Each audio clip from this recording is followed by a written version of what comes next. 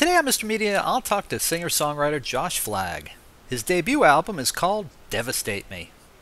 Stick around. I promise to go easy on the kid. From the looks of his album cover, he's been through enough already.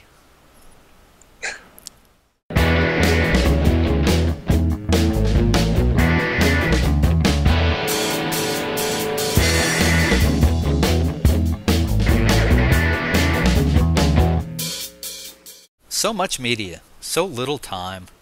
Who keeps track of it all? That would be me.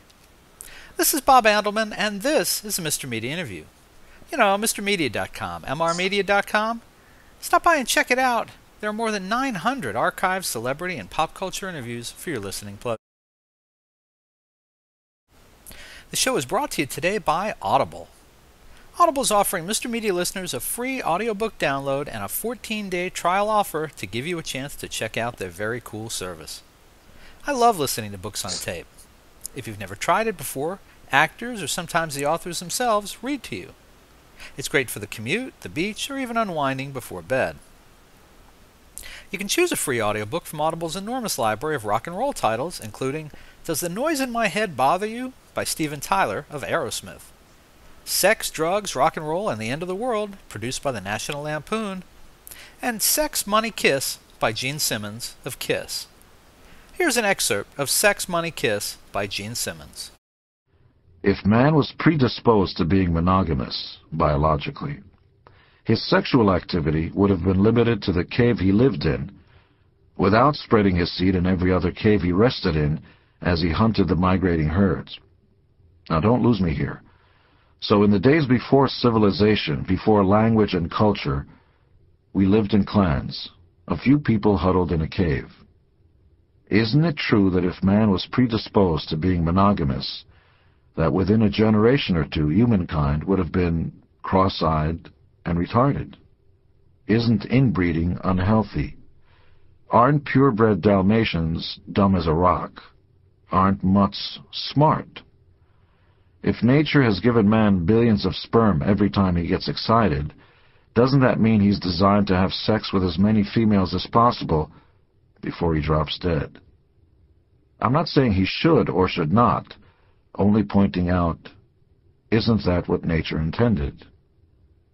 It's no wonder women have been torturing men since the days we crawled out of our caves. Just kidding. You could also download The Profiler, written by famed criminal profiler Pat Brown and yours truly, which Pat will read to you personally. To download your free audiobook today, go to audibletrial.com/radio. Again, that's audibletrial.com/radio for your free audiobook. Mr. Media is recorded live before a studio audience of family members who are contractually obligated to be here and clap politely until the bitter end in the new media capital of the world, St. Petersburg, Florida. He started as a mandolin player in Philadelphia. Tell me that wasn't devastating for a 13-year-old kid. Thanks, Dad. But there's no sign it left a lasting scar on the musical inclinations of Josh Flagg, who just released his debut album, Devastate Me. It's got a modern power pop sound that should easily catch on with a big crowd. If you haven't heard Flagg yet, here's a song off Devastate Me called Seeing Red.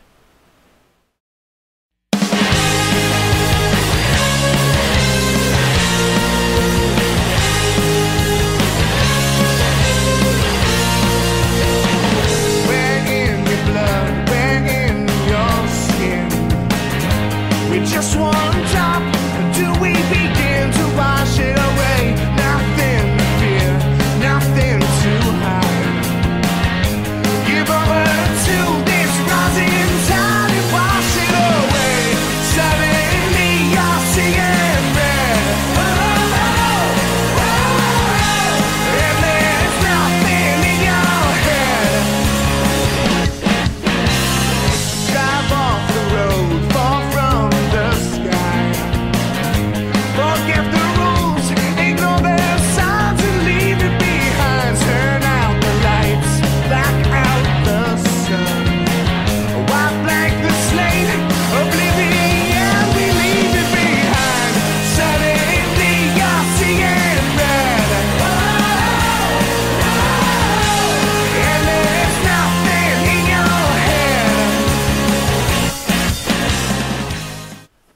Josh Flagg, welcome to Mr. Media. All right.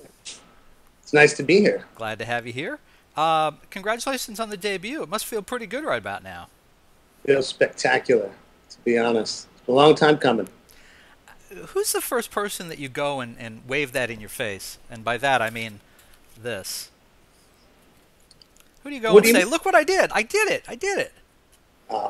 I don't know, the band mostly. Like, we finally got it. We got it through. But, of course, you start with your friends and your family and everybody that, that has supported you over the years. I mean, you give them away. And it feels good to be finished and to present something you're proud of, when it really comes down to it.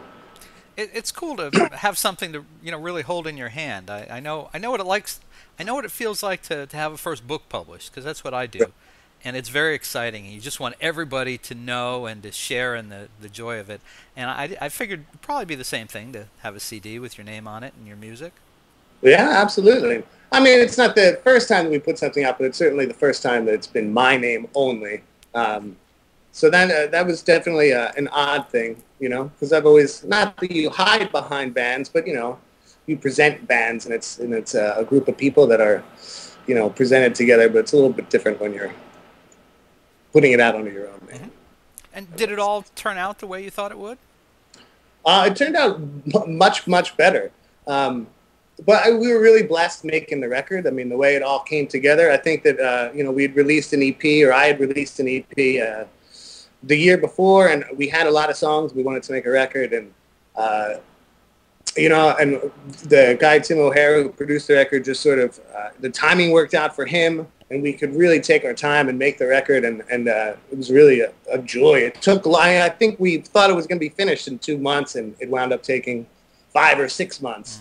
And not because it was slow going; it was just the nature of how we wound up recording the record, and it just turned out great.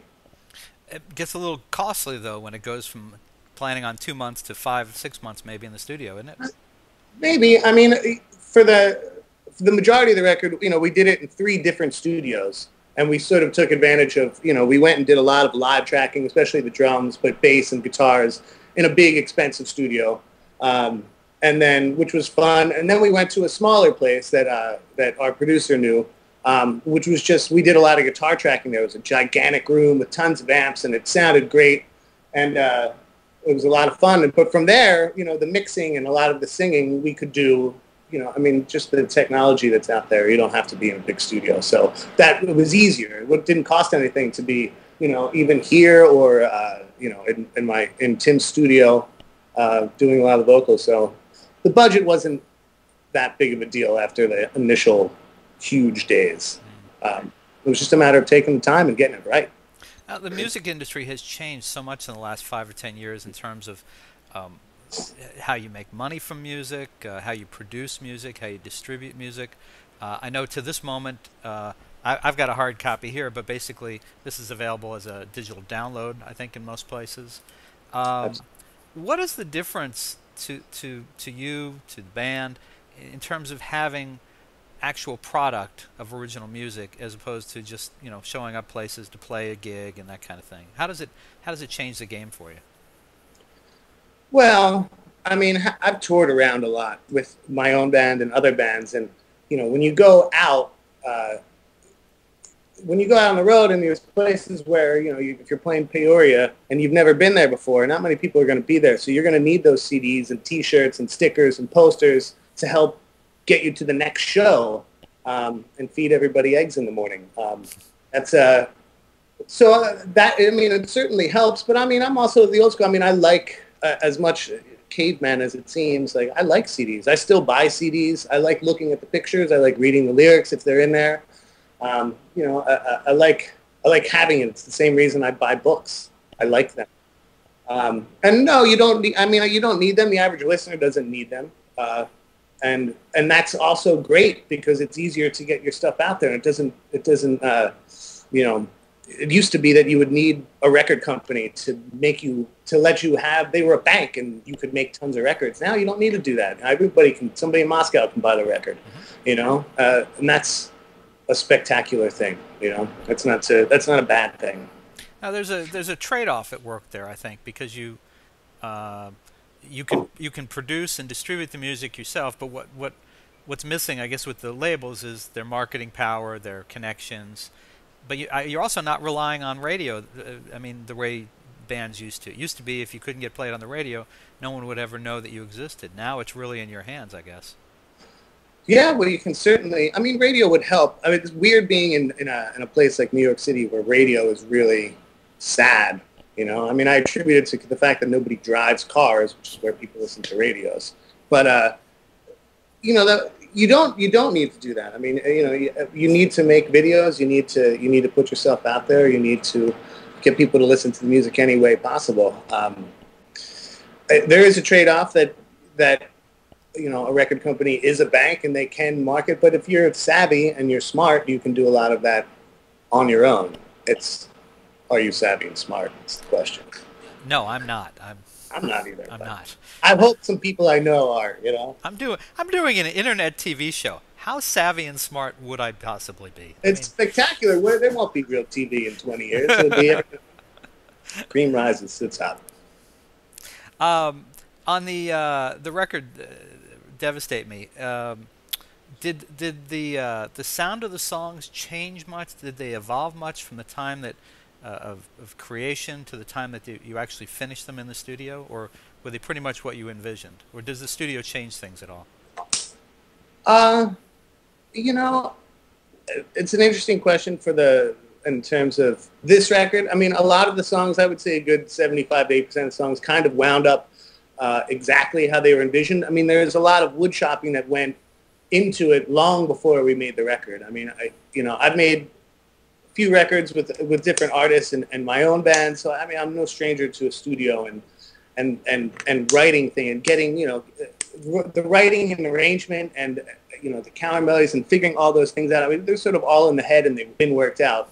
There were a couple songs on the record that, you know, we had only played maybe 10 times and never in front of a crowd before we went in. You know, there's 2 or 3, and those sort of took shape. A lot of the slower ones, most of the slower ones we did because, you know, the way we like to play live shows is, you know, fast and furious and 35 minutes of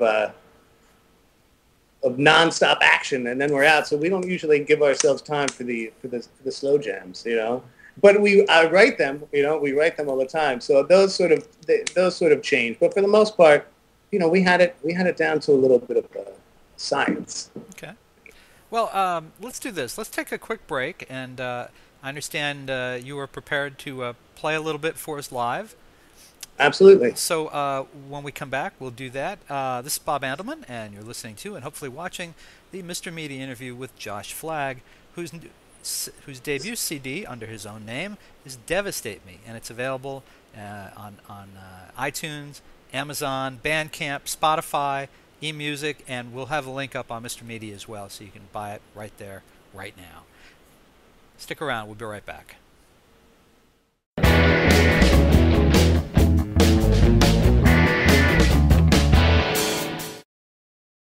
Hey folks, you can hear Mr. Media while on the go now with Stitcher Smart Radio. Stitcher is a free news and talk mobile app available for your smartphone, whether you use an iPhone, iPod Touch, Android, BlackBerry Curve, or Palm Pre. And when you download Stitcher to hear Mr. Media today, you have a chance to win some real money. Downloading is quick and easy. Just find Stitcher in your smartphone's app store. Download it, it's free, takes seconds. Then, during registration, hit the promo code box and enter Mr. Media, that's MR Media, to get automatically entered to win $100. The latest episode of Mr. Media will be waiting for you in Stitcher's favorites right on your phone. You'll get access to lots of other amazing shows too, always available to you on demand, no syncing. Some of my favorites include WTF with Mark Maron, Plus One Per Diem with Kevin Smith, and The Nerdist with Chris Hardwick. It's all free and all instant to you on Stitcher Smart Radio. And don't forget to win the money. Enter promo code Mr. Media, MR Media, when you register. And thanks for listening. I'm saxophonist Mindy Abair, and you're listening to Mr. Media. Maybe watching, huh?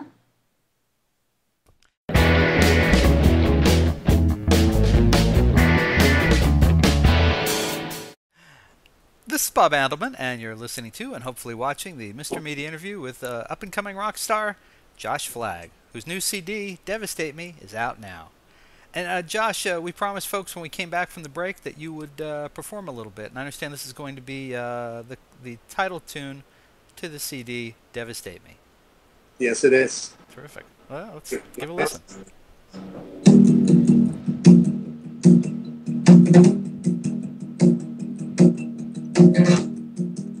Reporting in for miles around, every building falling down faster and faster for the hereafter.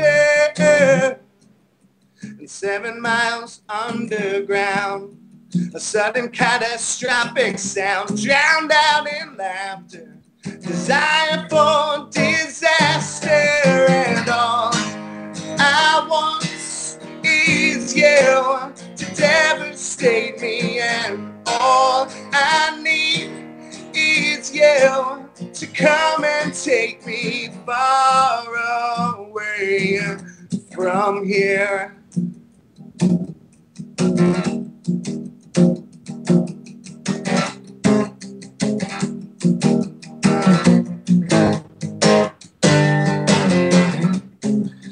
A simple way of finding out. There's nothing I can't do without. Last questions answered. Desire for disaster, and all I want is you to devastate me, and all I need is you to come and take me, and all I want is you to devastate me, and all I need is you to come and take me far away from here. If every night could be a catastrophe, don't wake me and devastate me. If every night could be a catastrophe, don't wake me, devastate me. If every night could be a catastrophe, don't wake me, devastate me.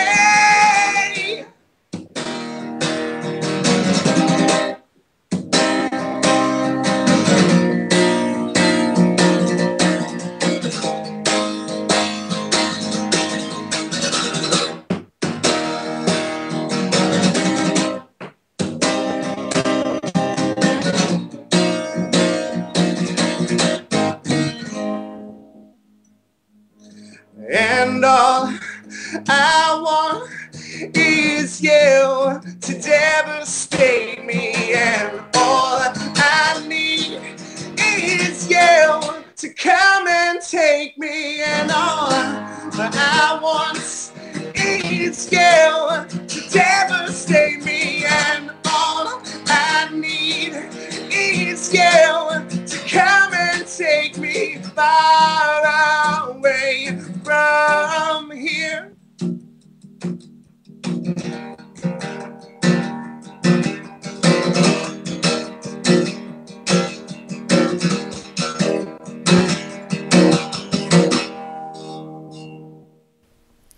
Way to go. Awesome.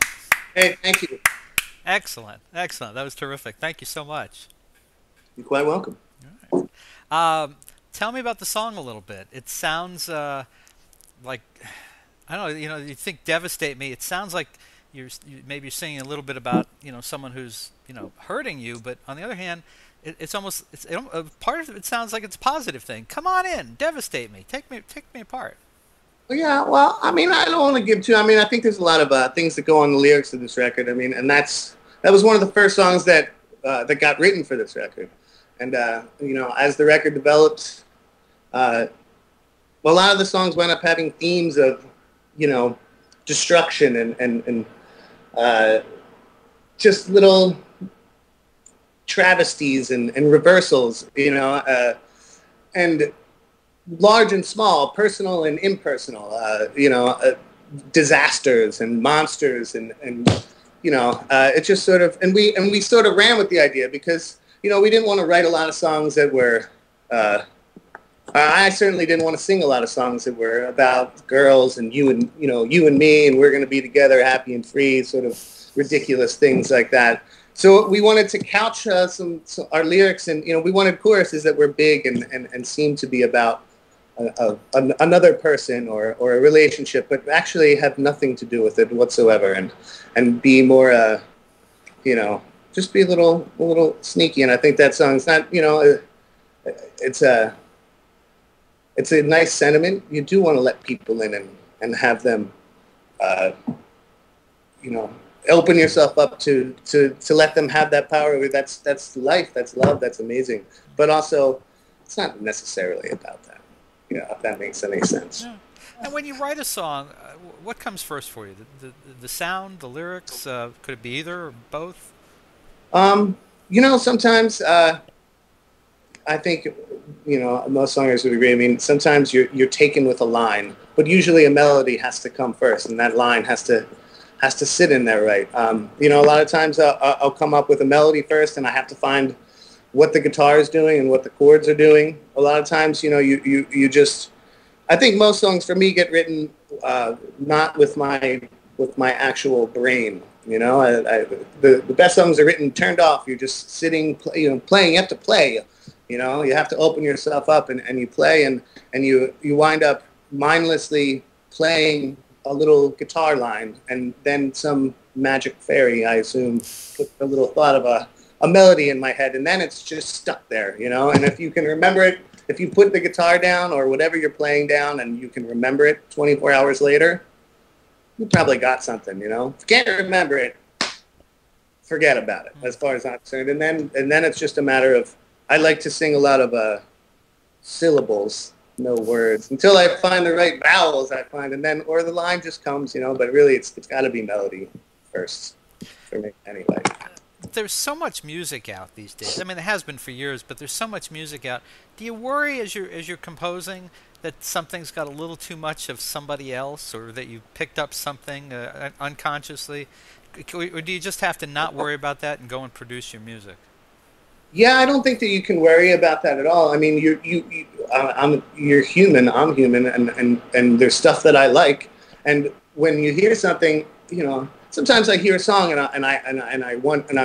I'm never going to steal the chords or the melody or the guitar part, but certainly the feel of something can make you write something, and then it might not sound anything like it's quasi source material, but it's just inspired you to come up with something. I mean, you can't worry about that because there's only, I mean, yes, there's an infinite amount of chords and ways to play them, but everything sounds like something else. And there's that old, the old cliche that, stealing, borrowing, and stealing. I forget exactly the words are, but, yeah, a good part needs to be heard, and you can't worry about it if it sounds like something else at all. Do you remember where the first bits of Devastate Me came to you? The song or the record? The song. Oh, well, that song is actually, I've been playing with the drummer and the guitar player that are on this record. I've been playing with for a very long time, and we've been in bands under different names, and they're still here. They're the Obligations, which is the touring band, and we write a lot together, especially me and Jamie Tanner, who's a guitar player, and it was really a part that he had, and we got together. We like to get together in our space and bat around ideas, and I dug up I dug out the melody, and then we had the chorus part. He had the chorus chords, and he was singing something, and I said, no, it goes dun, dun, dun, dun, and then that was it. It just all sort of, it was one of those songs that just came together between the two of us in a lot of ways, and but that was about a year before we really started making the record, and that was like when we wrote that song, we said, yeah, let's go record this right now while we're still fresh and love it. And it didn't work out that way, but it was the song that was the impetus to really make the record in a lot of ways. So you've got this record out now. Very nice material, good stuff. Where do you want all this to take you in the next couple of years? What, ideally, where would we find Josh Flagg 5 years from now? I'm just keep making records. For me, I love to tour and I love to play, and there's nothing else that I've ever wanted to do, and there's nothing else I've ever really done. I'm sort of built to do this. For better or worse, is that a blessing or a curse? I think it's a blessing. But, we're going to make another record after we get done touring and supporting this one, and keep making music because, it's what I love to do, and I can't imagine a world in which I don't do it. So until my fingers get knocked off, or I lose my voice, I'll be playing. So we're talking. It's towards the end of July. People be able to find you guys playing the rest of the summer or into the fall. Where should they? Yeah, we're going to start. We're mostly playing a bunch of Northeast states: Boston, Philly, DC, Portland. But we'll get out to Chicago and LA definitely in the winter. Hopefully we'll get on a support tour later in the fall, and be out in front of a lot of people, because we haven't, this particular project, my name hasn't been across the country, so we have to do that, and it's a pleasure to do it. So yeah, we'll absolutely be in the big cities for the rest of the year and all throughout next year. Chicago in winter, nothing like it. Lovely. Well, fall. Good idea. We'll be in the dead of winter. And St. Petersburg. St. Petersburg in winter is good. Yeah, you definitely want to do St. Petersburg in the winter. Folks, listen, you can find out when Josh Flagg and his touring band, The Obligations, will be performing in your town by checking the website, joshflagg.com, and it's FLAGG.com. It's actually joshflaggmusic.com, because there is that Josh Flagg. I was just saying that. Josh Flagg Music. Let me write that down. Yeah. No, because there's the Josh Flagg on the Beverly Hills real estate show. I saw that. I did see that. And there's an author named Josh Flagg I saw, too. Yeah. Who would have guessed? Well, there's also Stephen King books. Randall Flagg is always the super evil guy, in The Stand. I don't know why he doesn't like my last name. Randall Flagg, that wasn't the guy who put the mandolin in your hands at 13, was it? No, that was Skinny Jimmy. Skinny Jimmy Flagg. Skinny Jimmy Flagg. Very good. All right, and we mentioned people can order the digital download on iTunes, on Amazon, Spotify, eMusic, and Bandcamp. And, of course, if you're watching this video on MrMedia.com, somewhere on this page, either up or down, there's a link where you can order it right now at a great price from Mr. Media. Are you doing Facebook or Twitter, any of that kind of stuff? Absolutely, I'm on both of those. Very good. So, folks, you can look for him there. Where it is just if they search Josh Flagg, they should be able to find you, right? Yeah, you can get to all our social media sites through our website. Facebook is just Josh Flagg. I don't think the Beverly Hills guy got to me before it. Same with Twitter. Josh Flagg Music is the Twitter handle. Okay. Very good. Well, Josh Flagg, thank you so much for joining us on Mr. Media and performing. That was terrific.